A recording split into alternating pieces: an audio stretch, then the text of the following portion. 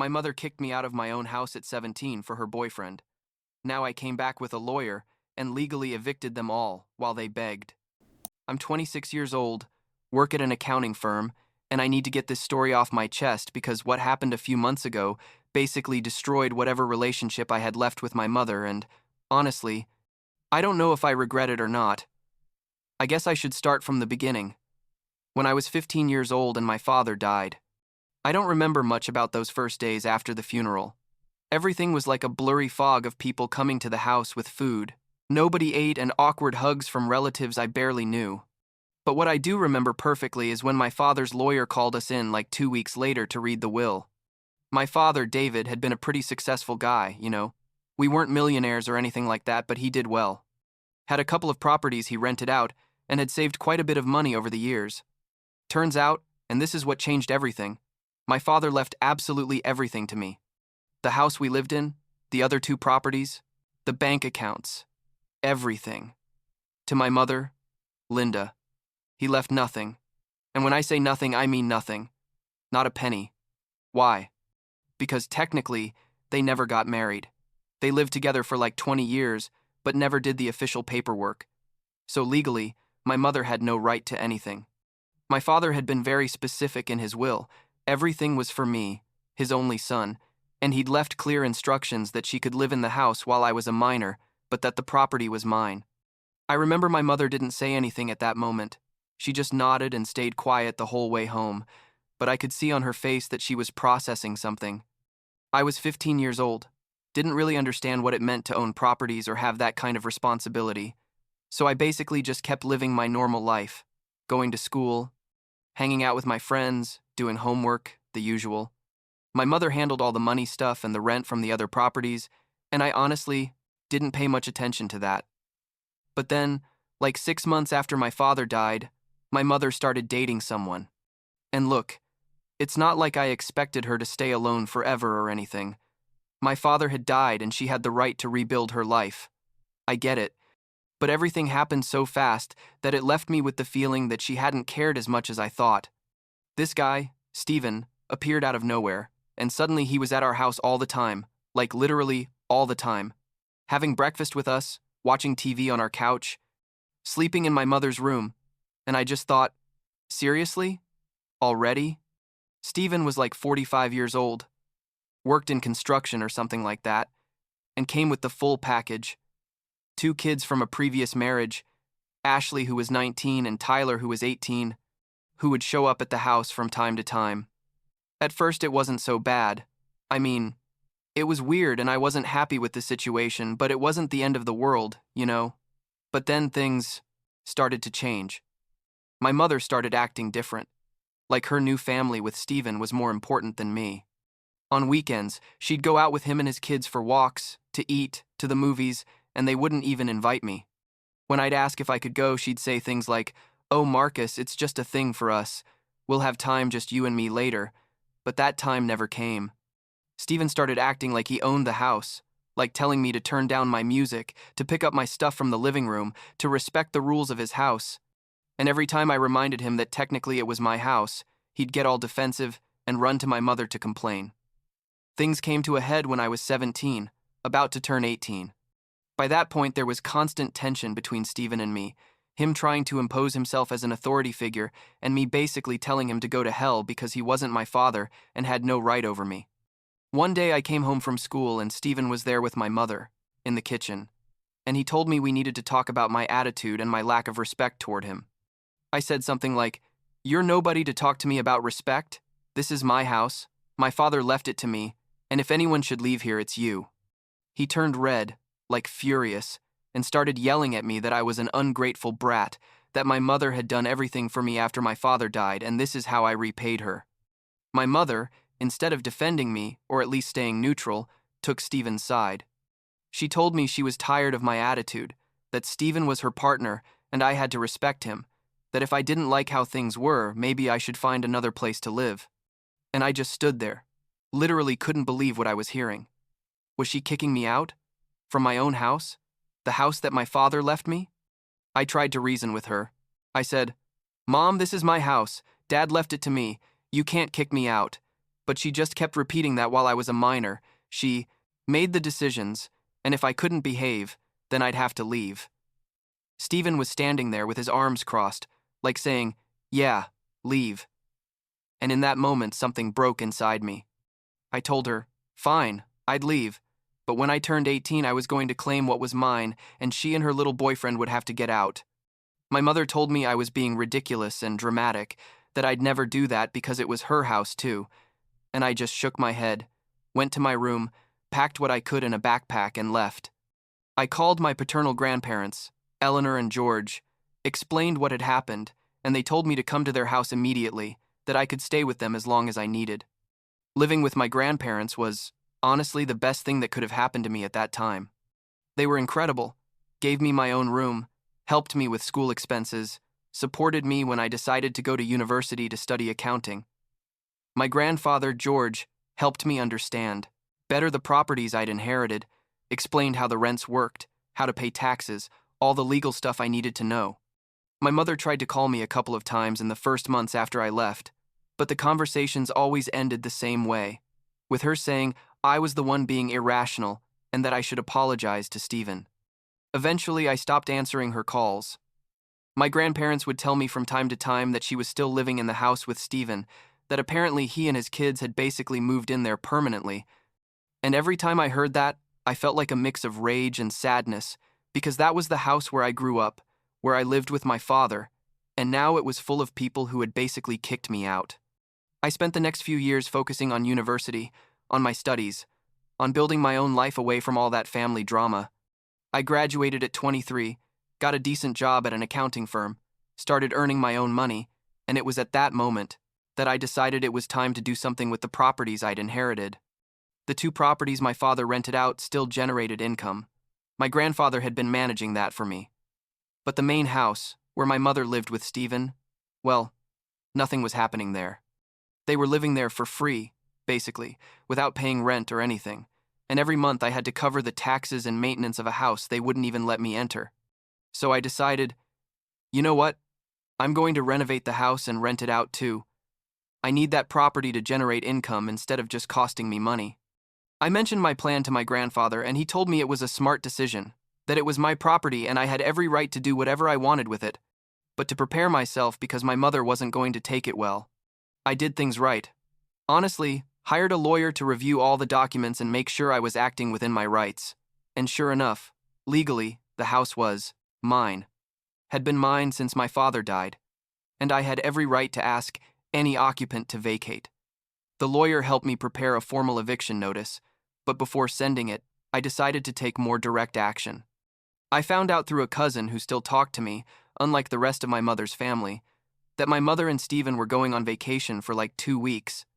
So I waited for them to leave and hired a locksmith to change all the locks on the house. I had the legal right to do it. It was my property, but I still felt nervous, like I was doing something wrong even though I knew I wasn't. And the day we changed the locks, I also took the opportunity to enter the house for the first time in years. And I'm not going to lie, it was weird. Everything looked different. There was new furniture I didn't recognize, photos of Stephen and his kids everywhere, and there were hardly any photos of me or my father. It was like they had erased our existence from that house. It hurt, but it also confirmed I was doing the right thing. When my mother and Stephen returned from their vacation, well, let's say they went crazy. My mother called me like 20 times in a row, left voicemails screaming, telling me how dare I, that this was her house, that she couldn't believe I could be so cruel. Stephen also left me messages, like threatening me, saying he was going to sue me, that I couldn't just change the locks like that I could, my lawyer had confirmed it, and that I was going to regret this. Finally, I answered one of my mother's calls and told her, with the calmest voice possible even though inside I was shaking, "Mom, this is my house. It's always been my house. Dad left it to me, and you guys have been living here for free for years. But that's over. You have 2 weeks to get all your stuff out and find another place." She started crying, telling me she had nowhere to go, that Stephen didn't have enough money to rent another place, that how could I do this to my own mother? I reminded her that she was the one who kicked me out when I was 17 years old, that she chose Stephen over me, and that now I was simply claiming what legally belonged to me. I told her the 2 weeks started counting from that day and that after that, if they hadn't left, I was going to proceed with legal eviction. Those 2 weeks were absolute hell. My mother called me every day, sometimes crying, sometimes yelling, alternating between begging me to reconsider and insulting me for being a horrible son. Stephen also tried to contact me, but I blocked him after the second threatening message. Then my mother pulled out her most manipulative card. She called me one night and told me she needed to tell me something important. That Ashley, Stephen's stepdaughter, was pregnant, that it was a complicated situation because the baby's father had left her and she had no job or money, and that if I kicked them out, I'd basically be putting a pregnant 9-year-old girl on the street. She tried to make me feel guilty, like saying, "Do you really want to be responsible for a first-time mother and her baby not having a roof?" And I told her, "Mom, I'm really sorry about Ashley. I really am. But that's not my problem. That's your family now. The family you chose over me. And if you care about them so much, then Stephen should find a way to get them a place to live. But it's not going to be in my house." After that conversation, I started getting calls and messages from other relatives, uncles, cousins, people who hadn't even talked to me since I left the house, all telling me I was a monster. How could I be so selfish? That family supports each other in difficult times, that my father would be disappointed in me. That last comment hurt, especially because my father was the one who left me those properties precisely so I'd have a secure future. He knew what he was doing when he wrote that will. And if anyone was disappointing him, it was my mother for letting Stephen and his kids take over, something that didn't belong to them. I blocked most of those relatives. I didn't have the energy to be justifying myself to people who didn't know the whole story and were only hearing my mother's version.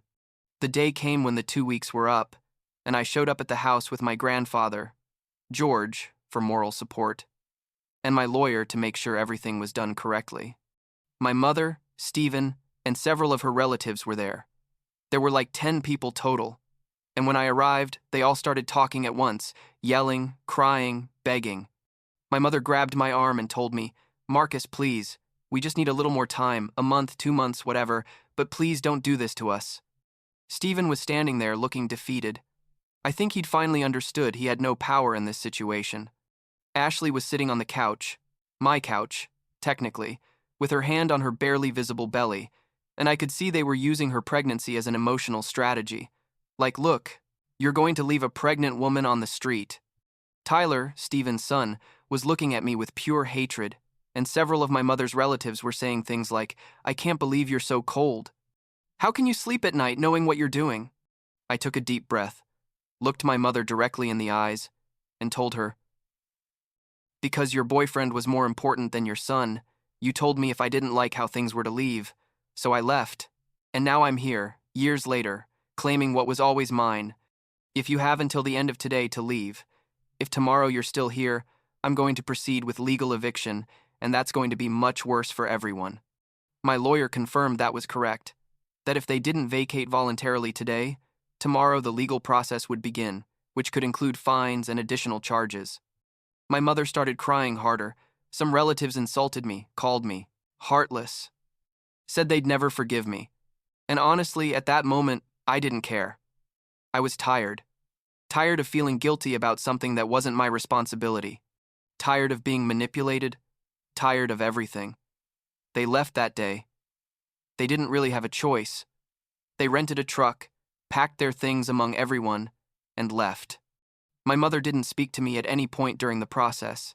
She just looked at me with a mix of sadness and hatred. I'll never forget.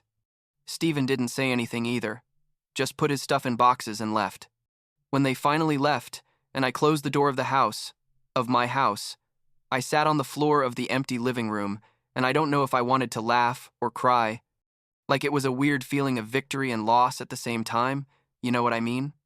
I had recovered my property, I had asserted my rights, but I had also definitively lost any relationship with my mother and with her whole family.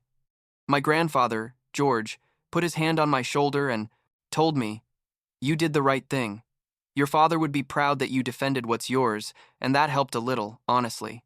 The following months were of literal and figurative renovation. I hired builders to fix up the house, painted the walls, changed floors, basically left it like new, and put it up for rent. I got good tenants who pay on time and take care of the property. My mother tried to contact me a couple more times after everything. Messages like saying we needed to talk, that we couldn't leave things like this, but I didn't respond. I have nothing to talk to her about. She made her decisions when I was a teenager, and now I made mine. I found out through my cousin, the only one who still talks to me from that side of the family, that my mother and Steven ended up renting a small apartment, that things are difficult financially for them, that Ashley had her baby and lives with them in that tiny space, and part of me feels sorry, but another part, the stronger part, thinks those are the consequences of their actions, not mine. Last week I ran into my mother at the supermarket. It was super awkward. She was in one aisle, and I was in another, and our eyes met for a second.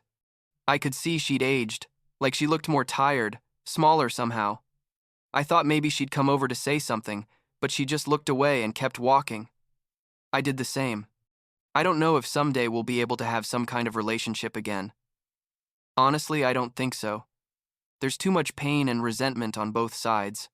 My grandparents tell me that maybe with time things will soften, that family is important, but I don't know if I want that. I don't know if I can forgive what she did, how she treated me, how she chose Steven over me again and again. What I do know is that I did the right thing in claiming my property, in not letting them manipulate me with guilt, in setting boundaries and maintaining them despite all the pressure. I'm 26 years old.